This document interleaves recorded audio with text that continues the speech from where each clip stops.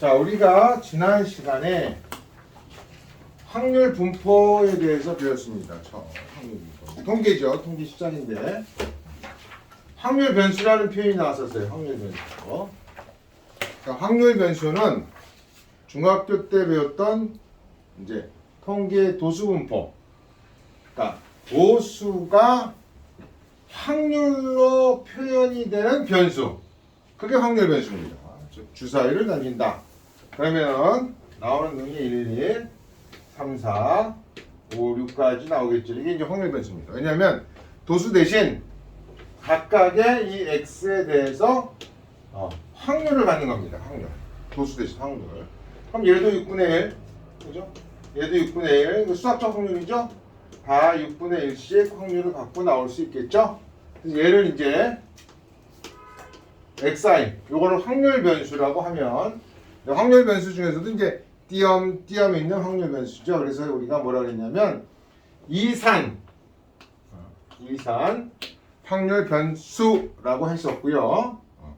그때 우리가 평균을 어떻게 구했냐면 xi, pi 쭉쭉쭉쭉 곱하는데 그럼 왜 확률을 도수 대신 쓸 수 있었을까를 보면 이게 중학교 때 배웠던 상대 도수입니다. 상대 도수. 전체에 비해서 상대적으로 갖는 도수. 전체 도수분의 해당 도수를 상대 도수라고 하면 이게 상대 도수나 마찬가지예요. 확률이.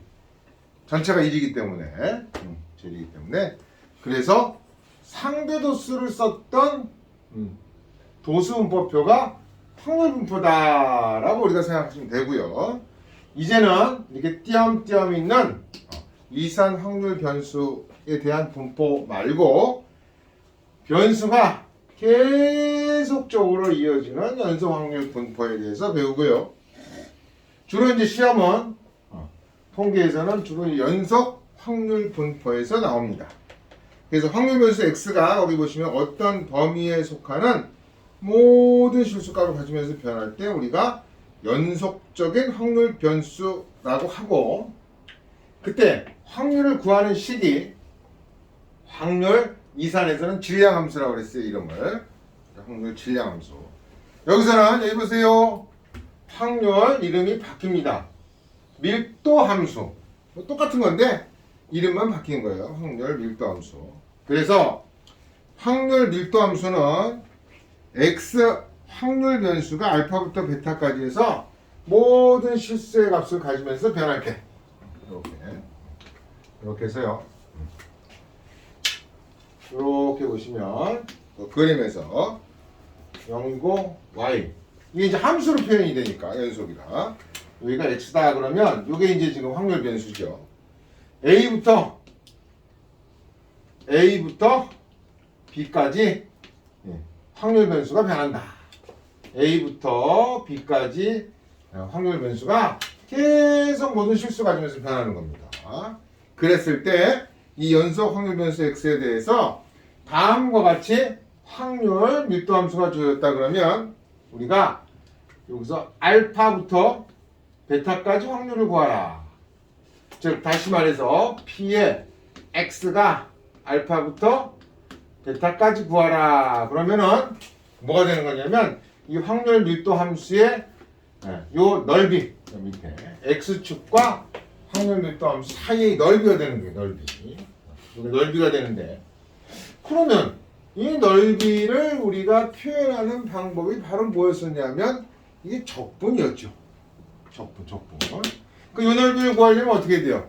적분으로 인테그랄 알파부터 베타까지 확률 밀도 함수 요거를 우리가 fx라고 하면 fx, dx 이렇게 이제 표현을 하는데 그럼 확통해서 무슨 적분까지 써가지고 확률을 다 각각 구하느냐 그렇게 할 수가 없죠. 그래서 첫째 시험 문제에 나오는 간단한 연속 확률 분포는 여기를 보통 이 확률 밀도 함수를 직선으로 줍니다. 직선. 그 뒤에 문제에서 보시면 467번처럼 간단히 우리가 산수로 계산할 수 있게 넓이를 467번 직선으로 줍니다.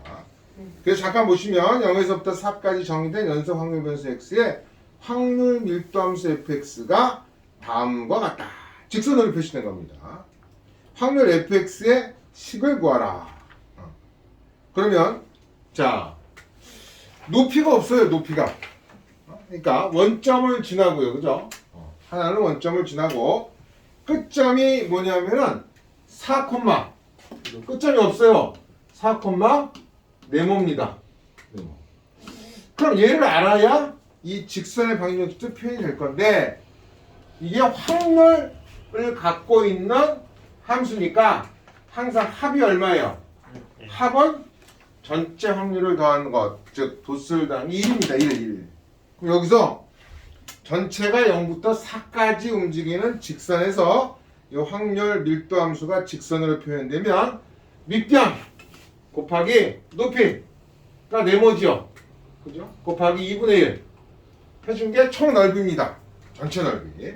이게 얼마가 돼야 돼요? 이게 1이 돼야 된다. 그러면 네모는 2분의 1. 2분의 1까지만 올라가는 거예요. y좌표가.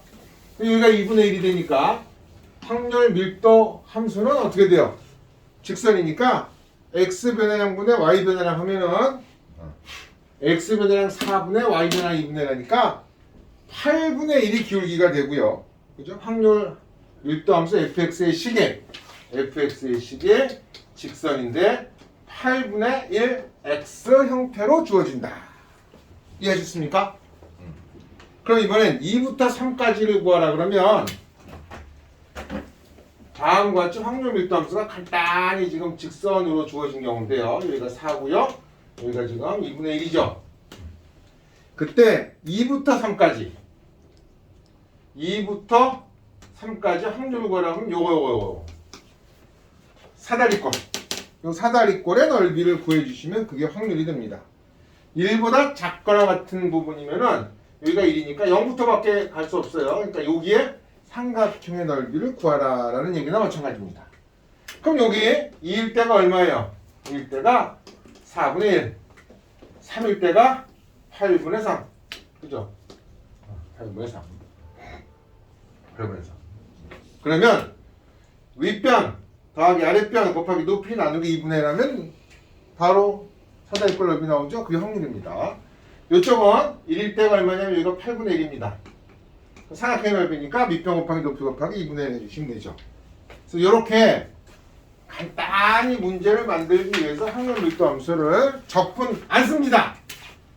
원래 정의는 적분으로 되어 있지만 안 써요. 다음과 같이 간단한 직선꼴이나 또는 우리가 속도 가속도에서 봤을 때처럼 시간을 다음과 같이 이렇게 이런 형태나 또는 이런 형태나 이렇게 꺾은 선 그래프나 이렇게 줍니다. 넓이를 쉽게 구하라고. 그래서 다시 74페이지로 돌아오시면 확률 밀도함수의 성질에는 6-1의 2번 밑에 괄호 1번입니다.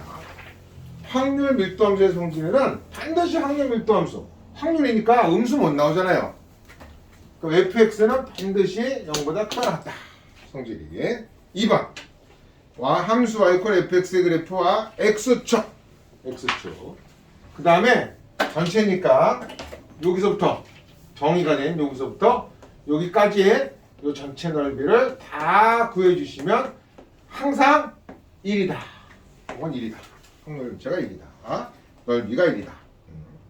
3번 A서부터 B까지의 확률이라는 것은 X축과 알파부터 베타까지의 확률은 요거를 구하는 거다. 요 넓이를 구하는 거다. 물론 적분을 배우셨으니까 함수를 주면 이제 적분을 이용해서도 할 수 있지만 가끔 학교에서 오버해서 시험 문제에 나오는 경우가 있어도 수능이나 모의고사에서는 절대로 적분이 나오지 않습니다. 그렇습니다. 자, 그러면 두 번째 6-2 이 분포 중에서 수학자가 특별히 다음과 같이 아주 복잡한 형태의 식으로 확률 밀도 함수가 표현이 되어 있을 때 이건 이제 수학자가 구한 거예요. 통계학자들이 구한 거예요. 통계학자들이 이렇게 해서 전체 시그마 표심편차랑 평균 사이에 관계를 갖고 확률을 구해봤더니 정규 분포라는 건 뭐냐면 스탠다드 폼이라고 보시면 돼요. 딱 규격화되어 있는 형태. 그거를 구했더니 이 확률 밀도 함수 요게요. 다음과 같이 복잡한 외우실 필요는 없어요. 루트 2파이 시그마분의 1의 익스포넨셜. 요게 자연로그죠. 자연로그. 그러니까 무리수인데 약 2.7에 해당 파이와 비슷한 무리수입니다. 약 2.7에 해당하는 무리수인데 그거의 지수함수 2시그마 제곱분 x-m의 제곱 형태로 표현이 된다는 걸 수학자가 밝혀놨어요. 그래서 이런 확률 밀도함수를 갖는 분포를 우리가 스탠다드 폼 정규 분포라고 합니다. 정규. 그러면 아까 선생님이 얘기한 대로 요거 이제 그렸더니 이렇게 됩니다. 왜? 이 식을 잘 관찰해 보시면 여기 x-m의 제곱이 있으니까 m을 기준으로 해서 좌우가 똑같습니다. 그래서 m을 기준으로 좌우가 대칭입니다. 대칭입니다. 그 다음에 x를 무한대로 보내시면 극한값 다 배우셨으니까 무한대로 보내면 2의 마이너스 무한대 제곱이에요. 어디로 가요? 2의 마이너스 무한대 제곱이면 어디로 갑니까? 지수꼴에서 0으로 가겠죠. 마이너스니까 얘는 2.7의 무한대 제곱분의 1 이렇게 되는 거예요. 그렇죠? 여기 보세요. 0으로 간단 말이에요. 그래서 이렇게 0으로 수렴하고요. 마이너스 무한대로 갈 때도 0으로 수렴합니다. 그래서 실제로는 이렇게 종 모양의 오징어인가? 그런 형태로 좌우 딱 데칼코마니 대칭으로 나타나는 이런 함수가 되는데 이거를 정규 분포의 확률 밀도 함수라고 합니다. 외우실 필요는 없어요. 특징만 보시면 됩니다. 그러면 이런 식이 주어졌을 때 수학자가 앉아서 열심히 여기서부터 여기까지 1부터 3까지 이 식을 적분을 한 거예요. 이 식을 열심히 적분을 해서 이제 그 표를 맨 뒷페이지에 만들어 놨어요. 왜냐면 이거 적분을 매번 할 수 없으니까 이 값을 그냥 줬단 말이에요. 표로. 그죠? 근데 이것도 매번 표준 편차와 평균이 바뀌면 식이 또 바뀌잖아. 귀찮잖아요. 그래서 만든 것이 스탠다드 폼 중에 또 스탠다드인 표준 정규 분포라고 하나를 만들어 놓은 거예요. 표준 정규. 그러면 이제 조금 이따 표준 정규 분포 나오겠지만 이게 어느 때 써먹는 거냐? 여러분들 잘 아시다시피 수능을 보시면 그죠? 과탐, 사탐 보실 거 아닙니까? 그죠? 사회랑 과학 보시는데 물화생지, 그 다음에 생륜, 그 다음에 뭐 윤사, 사회문화 이런 게 다 난이도가 조금씩 차이가 날 거잖아요. 그럼 누구는 물리화학 보고 누구는 화학생물 봤는데 똑같이 취급이 돼야지. 그 차이가 생기면 대입에서 큰일 나죠. 대입에서 가장 중요한 게 공정성인데. 그래서 걔를 어떻게 할 거냐면 각각 과목마다 나중에 성적표 보시면 평균과 여기 보세요. 표준 편차가 달라요. 그죠? 그러니까 시험이 어려우면 평균이 낮을 거고, 그죠? 표준 편차도 당연히 높겠죠. 시험이 만약 쉬우면 평균은 높고 표준 편차도 좁을 거예요. 그죠? 작을 겁니다. 그럼 그 차이를 어떻게 공정하게 할 거냐? 회사 만든 게 뭐냐면 바로 요겁니다. 실제로 여러분들 수능 점수를 이렇게 Z, 여러분들 수능 점수는 X. 여러분들 수능 점수는 그거를 이렇게 Z로 바꿉니다. 자, 뭐냐?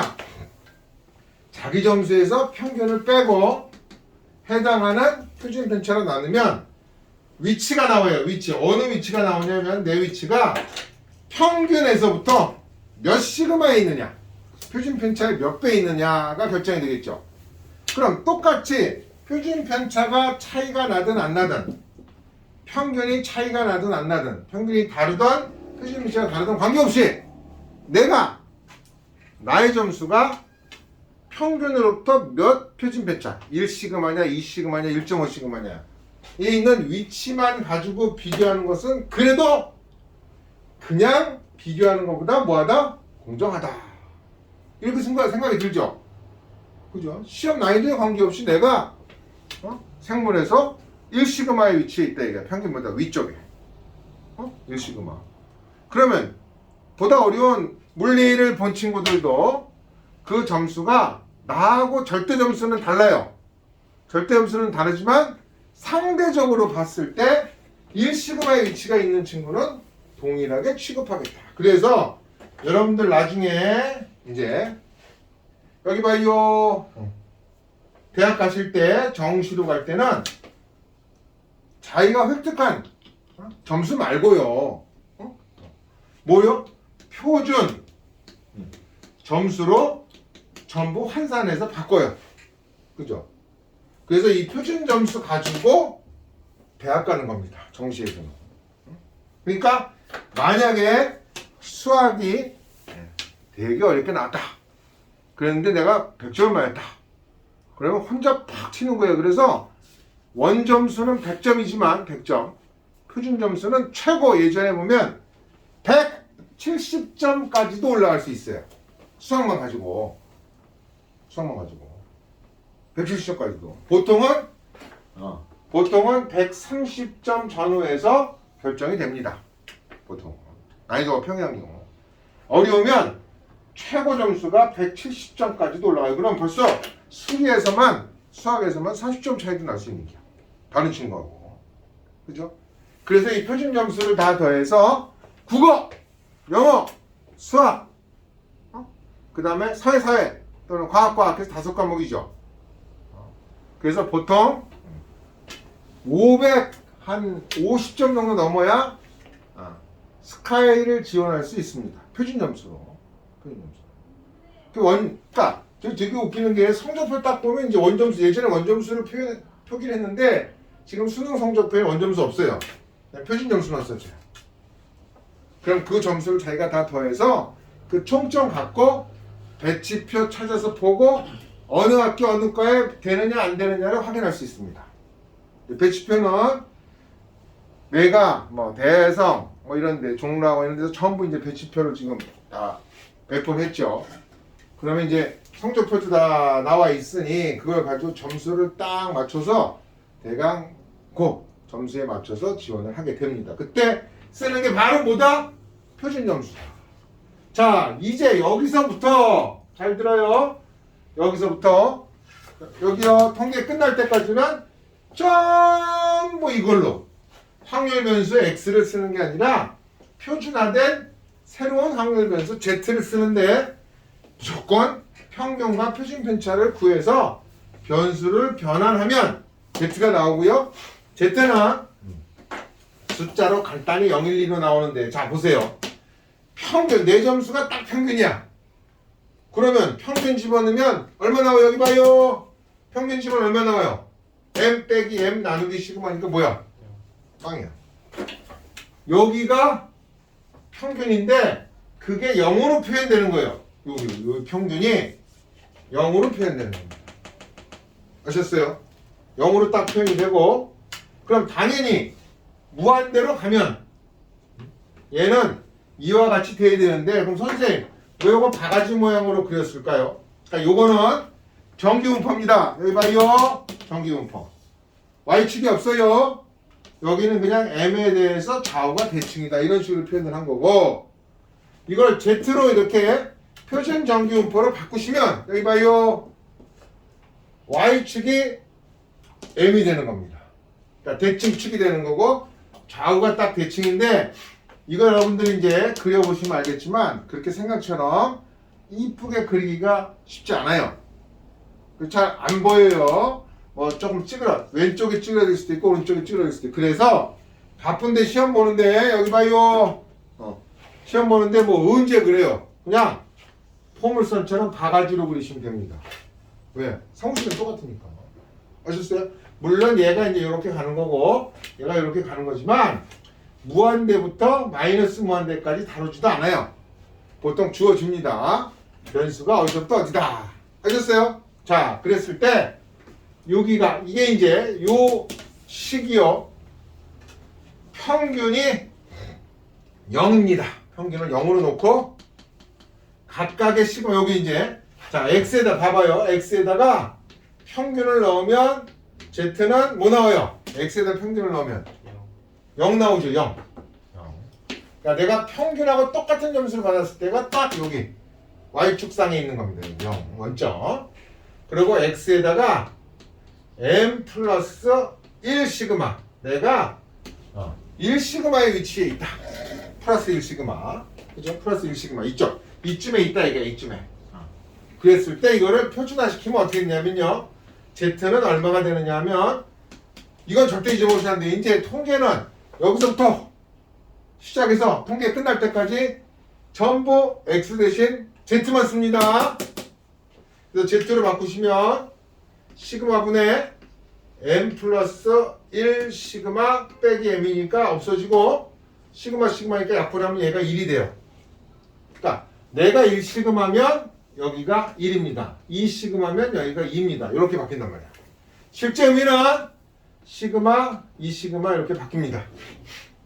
그러면 어느 과목이든지 몰화생지 중에 어느 과목이든지 다 분포는 똑같이 표준화 시켰을 때는 표준화 분포를 따르겠지. 그죠?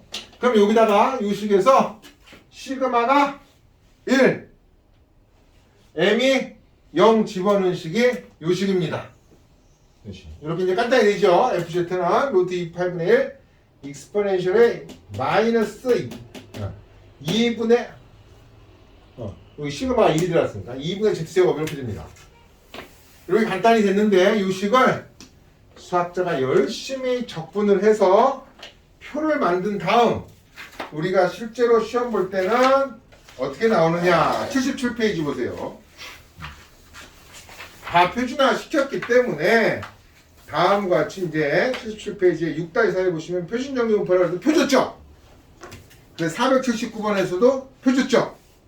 483번에서도 표를 줬죠. 원래 이 표가 교과서 맨 뒤에 붙어 있습니다. 0부터 쭉 해가지고 또 제곱근표나 로그표처럼 붙어 있는데 그 중에서 필요한 것만 따다가 여러분들한테 시험 볼 때 제공을 한 겁니다. 그래서 외울 필요는 없어요. 다 주어집니다. 이 표를 보고 우리가 하는 거기 때문에 결국 아까 처음 얘기한 것처럼 적분은 실제로 할 필요 있다? 없다? 없다. 그냥 표 보고 찾아서 숫자 넣는 건데 대신 산수는 틀리면 절대 안 된다. 그걸 보세요. Z가 주어졌을 때 확률이 소수 넷째 짜리까지 주어져 있습니다. 소수 넷째 짜리. 그죠?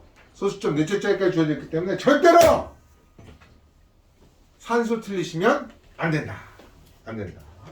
그래서 요거를 표준정규분포라고 합니다. 그러니까 표준정규분포. 이 표를 보는 건 이제 좀 이따가 말씀드리고요. 표준정규분포. 그러면 우리가 이항분포 때는 뭐 썼죠? 바이노미얼 디스트리뷰션이라고 해서 이항 두 개 B를 쓰죠. 그리고 B에서 중요한 건 뭐예요, 재승아? 이항분포에선 B 뭐라고요? 네. B 이항분포. 이항분포에서 중요한 건 똑같은 시행만 하기 때문에 보건 추출로 그 시행 즉 사건을 봐요 몇 번 하느냐 n번 한다 이거야. n번 총 횟수가 제일 중요하고요. 이항분포에서 그죠? 그 다음 그 한 번 시행할 때 그 사건이 일어나는 뭐 확률 걔가 P고 그러면 그 확률이 일어나지 않는 그 사건이 일어나지 않는 확률은 뭐예요? 그게 Q인데 1-P가 되는 거죠. 왜? 이항분포니까 두 가지 사건밖에 그러니까 이항이니까 두 가지밖에 없는 거예요. 사건 일어난다? 안 일어난다. 아셨죠? 그래서 BMP라고 표현했어요. BMP. 이항분포에서 BMP는 평균이 뭐예요? 평균 어떻게 계산했어요? BMP에서 평균 NP 이거는 되게 쉽다 했잖아. 우리 친구 제일 좋아한다고. NP 표준 편차 분산은 NPQ. NPQ.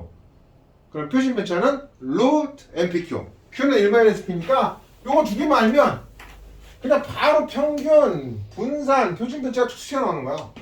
산수할 필요도 없어. 산수도 암산으로 다 되는 거죠. BMP는. 이게 이항분포인데 정기분포는요. 영어로 normal distribution 분포.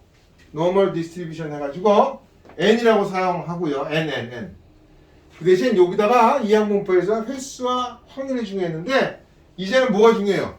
평균과 표준 편차가 중요합니다. 왜? Z를 바꿀 거기 때문에. 평균, 표준 편차의 제곱. 루트 쓰면 귀찮으니까 평균과 표준 편차의 제곱인 분산을 사용해서 정기분포를 표현하기로 한다. 이렇게 된 겁니다. 표현하기로 한다. 아셨어요?